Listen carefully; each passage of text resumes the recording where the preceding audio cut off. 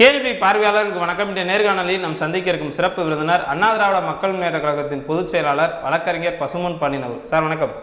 வணக்கம். பெரிதும் எதிர்பார்க்கப்பட்ட தமிழ்நாடு ஈரோடு இடைத்தேர்தலுடைய அந்த முடிவுகள் இன்றைய தினம் வெளியாக இருக்கிறது. திமுக மீண்டும் ஜெயிச்சிருக்காங்க. கிட்டத்தட்ட ஒரு 75% வாக்குகள் வாங்கி திமுக கூட்டணி வெற்றி பெற்றிருக்காங்க. டெபாசிட் கூட வாங்குமான்ற மாதிரியான ஒரு கேள்விகளை முன்வைச்ச நாத்தாக்க டெபாசிட்டையும் இழந்திருக்காங்க. கிட்டத்தட்ட ஒரு 3000 சொற்ப வகையில் டெபாசிட் வந்திருக்காங்க. பல்வேறு நபர்கள் டெபாசிட்டுக்கே போராடக்கூடிய கட்சியா அப்படின்ற மாதிரி நான் சொல்லியிருக்காங்க. இதற்கு மத்தியில் தந்தை பெரியார் குறித்து சீமான் பேசின கருத்தும் தற்போது எதிரொலித்து இருக்கிறது. தமிழ்நாடு பெரியார் மண் தான் என்பது மீண்டும் நிரூபிச்சிருக்கான்ற மாதிரியான ஒரு கருத்தை வைக்கிறாங்க. இந்த சம்பவத்தை நீங்கள் எப்படி சார் பார்க்குறீங்க? சரியான சம்பவம் நடந்திருக்கு. ஈரோட்டில் சீமன் என்ற சிங்களவன் சீமானுக்கு நடந்திருக்கிறத ரொம்ப மகிழ்ச்சியோடு இருக்கேன் வாழ்க்கையில். இன்றைக்கு மாதிரி மகிழ்ச்சி என்றைக்கும் கிடையாது. ஏன்னு கேட்டால் இது பெரியார் மண் கிடையாது, அவரே ஒரு மண்ணுன்னா ஈரோடு மண்ணில் போட்டு அவனை புரட்டி எடுத்துட்டாங்க. ஈரோடு மக்கள் வாக்காளர்களுக்கு முதல்ல அண்ணா திராவிட மக்கள் முன்னேற்ற கழகத்தின் சார்பில் நன்றியை தெரிவிச்சுக்கிறேன். தமிழ்நாட்டு அரசியல் களம் கண்மூடி பழக்கமெல்லாம் மண்மூடி போக செய்த தந்தை பெரியார் படம் போடாத, தந்தை பெரியாரின் சமூக நீதியை பேசாத எந்த கொம்பனும் தமிழ்நாட்டில் டெபாசிட் கூட வாங்க முடியாதுக்கு உதாரணம் தான் சைமன். ஒரு பெரிய ஆள் கிடையாது, பெரிய ஆள் மாதிரி நடித்தான். ஈரோடு மண்ணில் உட்காந்துட்டு பேரறிஞர் அப்படின்னா அந்த சர்மா ராஜாவை அவன் ஆதரவு உனக்கு கிடைச்சுன்னு பூணூல் போட்ட பாப்பான் ஓட்டு போட்டுருவாண்டு அவன் ஆதரவு உனக்கு என்ன ஆதரவு அவனுக்குன்னு சொன்னால் இந்த பேரறிஞர் இந்த சர்மா. அதோட ஆட்டுப்புழுக்கு அண்ணாமலை ஆதாரம் என் கையில் இருக்குது, நான் அண்ணனை ஆதரிக்கிறேன்னா தம்பின்னா டே சோனமுத்தா, வடிவேல் ஒரு படத்தில் சொல்லுவாள்ல சோனமுத்தா, அதுமாரி சோனமுத்தா 400 ரவுடின்னு களத்துக்கு போனேன். சரியான தீர்ப்பை பெரியார் மண் வழங்கியிருக்கிறது. இதாண்டா திராவிடம் எங்கன்னு கேட்டீங்கடா, இதாண்டா திராவிடம். சாட்டை ஓட்டை விளக்கமாறு மயிறு மத்தாங்காய் திரும்பரு திராவிடம், இதுதான் திராவிடம். நாங்கள் 15 இன்னும் பக்கம் கேட்டவங்க. அதாவது கீழே விழுந்தாலும் மீசியில் மண் ஓட்டுன்ற நாய் குப்புறக்கா படுத்துக்கிட்டு இல்லை உன்னை ஆதரித்து வேறா, இந்தியாவுக்கே நாங்கள் பெரிய கட்சி பாஜக, நாங்கள் சைமனை ஆதரிக்கிறோம் அப்படின்னாங்க. ஓபிஎஸ் சொன்னார் நாங்கள் அங்கே ஆதரிக்கிறது ரகசியம்னாரு. எடப்பாடி ஆறும் உனக்கு உண்டு, சாதி அரசியலே பேச மாட்டேன்னு சொல்கிறவன் நான் அந்த ஈரோட்டில் கொங்கு கவுண்டர் தான் அதிகம், அதில் கொங்கு வேளாளருக்கு வேட்பாளராக போட்டு பெரியாரை இழிவாக பேசினான், அண்ணாவை பாராட்டி பேசினேன். காரணம் முதலியார் ஓட்டை வாங்க போகிறாராம். உன் ஸ்ட்ராட்டஜிலாம் ஒரு ஸ்ட்ராட்டஜியாடா டே, 100 ஆண்டு இயக்கம்டா திராவிட இயக்கம், 100 ஆண்டு கண்ட இயக்கம். திராவிட இயக்கம் மாதிரி அரசியலில் ஜனநாயகத்தில் வெற்றி பெற்ற இயக்கம் கிடையாது. வெற்றி கொண்டாலும் மிகப்பெரிய வெற்றியை பெற்றாலும் வெறி கொண்டு ஆடுகின்ற இயக்கம் திராவிட இயக்கம் இல்லை.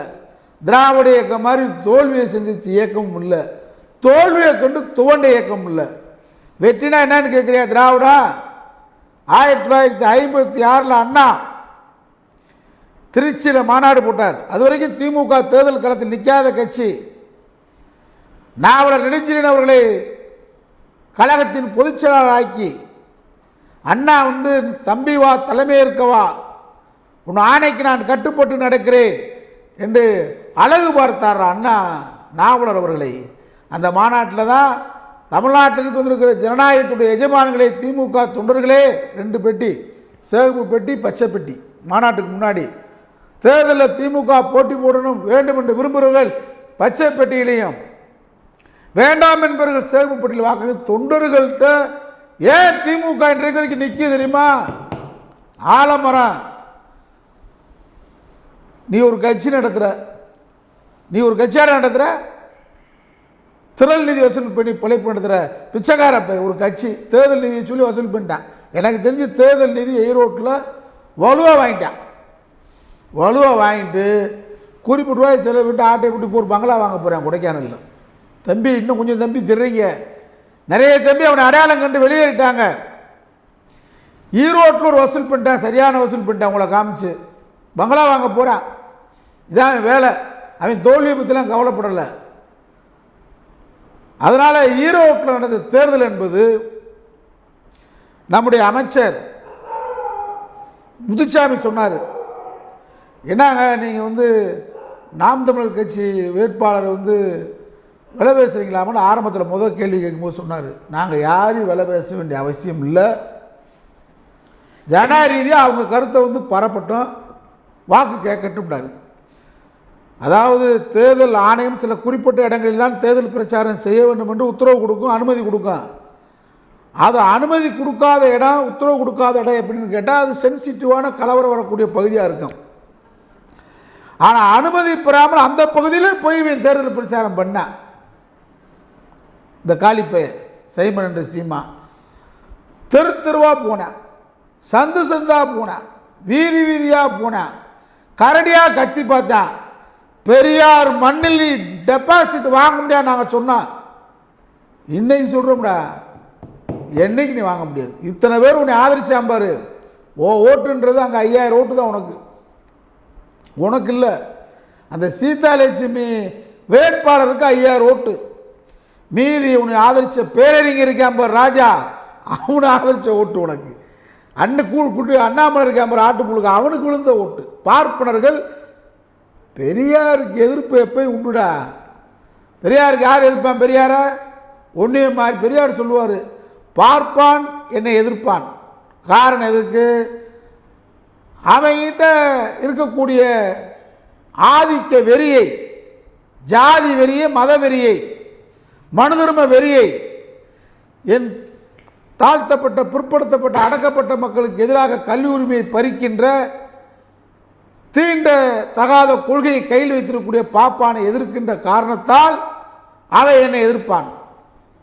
இல்லைங்க உங்களை மாதிரி அன்னைக்கு இப்போ இருக்கிற சைமன் மாதிரி அன்னைக்கும் கைக்கூலிப்பைய இருந்தாங்க. அழகாக கனிமொழி சொன்னாங்க, அவர் கோழிச்சுக்கிட்டாரு, கூலிப்பேடா நீ, கைக்கூலிப்பைய, கைக்கூலி, நாக்பூர்கிட்ட பணம் வாங்கிட்டு இந்த வேலையை பார்க்குற. இப்போ உன்னைய மாதிரி எத்தனை நாள் திராவிட இயக்கம் சந்திச்சிருக்கு, எத்தனை எதிரியை பெரியார் வாழ்க்கையில் சந்திச்சிருப்பார். அவர் இருக்கிற காலத்தில் சொன்னார், நாங்கள் நம்ம ஆளுங்களை எதுக்குறாங்களே சூத்திரன்னு நீங்கள் சொல்கிற அவனும் எதுக்குறானே, அவன் பாப்பான்ட்டு பணம் வாங்கிட்டு அவன் நாய் வேலை பார்க்குறான், அவன் பிஸ்கட்டுக்காக அலைகிறான்டாரு. அதுதான் இப்போ சைமன் பண்ணுனா. இங்கே பல ரூபத்தில் வர்றாங்க ஆர்எஸ்எஸ். இல்லை, சீமான் அவர்கள் என்ன சொல்கிறோன்னா, பார்ப்பனர்கள் எல்லாத்தையும் சமமாக பார்ப்பார்கள், அதனால தான் அவர்கள் அதான் உனக்கு போட்டிருக்காங்க சமமாக போட்டாங்கல்ல. நீ பாப்பானை ஆதரித்து தமிழ்நாட்டில் எந்த ஊரில் டெபாசிட் வாங்க முடியுமாடா? நீ வாங்க முடியாதுன்றதுக்கு உனக்கு சரியான பாடம். இனிமேல் வாயை பொத்திக்கிட்டு பெரியாரை பேசுனா பெரியாரை தொட்டான் கெட்டான், இதான் வரலாறு இருக்கும். அந்த வரலாறில் நீ சேர்ந்துட்ட. நீ உயிரோடு இருக்கிற காலத்திலேயே அடையாளம் தெரியாமல், முகவரி தெரியாமல் தமிழ்நாட்டு அரசியல் களத்தில் ஒதுக்கப்படுகிற தள்ளப்படுகிற பேர் வழியாக இன்று முதல் அந்த கட்சியும் அவனும் காணாமல் போயிடுவான். இதுதான் உண்மை. கூடுதலாக பார்த்தோம்னா, நாங்கள் கடந்த காலங்களில் தேர்தலில் இப்போ ஒரு 11000 வாக்குகள் வாங்கியிருந்தோம். இந்த மாதிரி 23000 வாக்கு வாங்கிட்டோம்ல, இது எங்களுக்கு வெற்றி தானே. 2ஆம் இடம்னா சொல்கிறாங்க. 2 பேர் தான் ஓட்டப்பந்தயம். ஓட்டப்பந்தயம் 2 பேர் தான். கடைசி ரவுண்டாக வந்துட்டு அவனு ரெண்டாவது ஆளுன்னு சொல்ல முடியும். 100 மீட்டர் ஓட்டப்பந்தயத்தில் ஓடுறான், 3 நிமிஷத்தில் ஓடணும். 1.5 நிமிஷத்தில் 100 மீட்டர் ஓடி முடிச்சிட்டான். அவன் தான் முதல் பரிசு வாங்குவான். இவன் 3.25 மணி நேரம் ஓடிருக்கான். சொன்ன நேரத்தை விட 1/4 மணி நேரம் தாண்டி தான் வர்றான். இப்போ இவனுக்கு ஒரு பரிசு, 2 ஆறுதல் பரிசு மாதிரி அவனுக்கு இந்த 5000 ஓட்டு வாங்க வேண்டியவன் வாங்கியிருக்கான். யாரெல்லாம் சேர்ந்து வாங்கியிருக்கான்? மோடி கட்சி, அண்ணாமலை என் தம்பி, எங்கள் அண்ணன் என் சீமான் ஆதரிக்கணும் அவன் சொல்ல, இவன் என் தம்பி ஆதரிக்கணும் இவன் சொல்ல, பேரறிஞர்னு சொல்லி பாப்பான சொல்ல, பெரியாரை திட்டினா ஓட்டு கிடைக்குன்னு போனேன், அண்ணாவை பேசுனா முதலியார் ஓட்டை வாங்கிடலாம் பாராட்டினான்னு போனேன். எல்லா திகிடுதப்பு வேலையும் பார்த்து உன்னால் ஜாமீன் வாங்க முடியல. அப்படியே உட்காந்துருக்கான். ஜாமீனாவது வாங்கிக்க முடியுமா? டெபாசிட் வாங்க முடியுமா? ஏங்கி நான் ஏங்கின மாதிரி ஏங்கின. வாங்கினா அது பெரியார் மண்ணு கிடையாது. நீ டெபாசிட் வாங்கியிருந்தா நான் ஒத்துக்கிறேன்டா. அதனால் திராவிட இயக்கம் எது திராவிட இயக்கம் தெரியுமா? அண்ணா வாக்குப்பட்டி வச்சார். பெரும்பான்மையான தொண்டர்கள் திமுக தேர்தலில் போட்டி விடணும்னு சொன்னாங்க. எடுத்த உடனே கூட்டணியே இல்லை அண்ணா. 15 இடங்களில் 1957 அண்ணா வெற்றி பெற்றார். அதான்டா வெற்றி திராவிடா. 62 50 இடம் 7 நாடாளுமன்ற உறுப்பினர் 62 57 2 நாடாளுமன்ற உறுப்பினர் 67 செயின்ட் ஜார்ஜி கோயிட்டு போயிட்டார் அண்ணா. அதான திராவிடக்கு அன்னைக்கு வரைக்கும் அண்ணா போட்ட விதையை நீ எல்லாம் வந்து ஒரு ஆளாட எங்களுக்கு வடிவேல் ஒரு படத்தில் வச்சுருந்த மாதிரி சோனமுத்தா நானும் ரவுடி தான் மாதிரி நீ என்ன பெரியாரை பேசி கிழிச்சுவிட்ட? பெரியாரை பேசி என்னடா சாதிச்சிட்டீங்க? டெப்பு வாங்க முடிஞ்சா? நாட்டை நடக்க முடியாது, இனிமே நடமாட முடியாது நீ.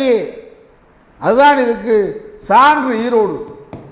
ஈரோடு மண்ணில் மாட்டிட்ட, வசமாக மாட்டிக்கிட்ட. இவனை பேசலாம், ஏன்னா உட காசு வசூல் பண்ணிட்டு ஈரோட காமிச்சு தேர்தல் நிதி. இப்போ நாங்கள் உலகம் முழுவதும் திரள் நிதி நிறுத்திட்டோம். என்னைக்கு சைதாப்பேட்டில் பேராசிரியர் சுபவி தலைமையில் கூட்டம் போட்டோமோ அன்னைக்கு உனக்கு பூனைக்கு மணி கட்டியாச்சு. பணி கட்டுறது யாருன்னு பார்த்தா சுபவி மணி கட்டினார். அன்னைக்கு உனக்கு அர்த்தம் ஆரம்பிச்சிச்சு. இன்றைக்கு பெரியார் மண். நீங்கள் உனக்கு இப்போ என்ன போட்டி நடந்திருக்கு? நோட்டாவுக்கும் உனக்கு தான் போட்டி நடந்திருக்கு. அதான் நடந்திருக்கு. நீங்கள் பாருங்கள், போன தேர்தலில் 798 ஓட்டு வாங்குச்சு நோட்டா. இப்போ 6000 ஓட்டு வாங்கியிருக்கு. அப்போ போட்டி யாருக்கு? போனதில் நீ 10,000 ஓட்டு வாங்கின.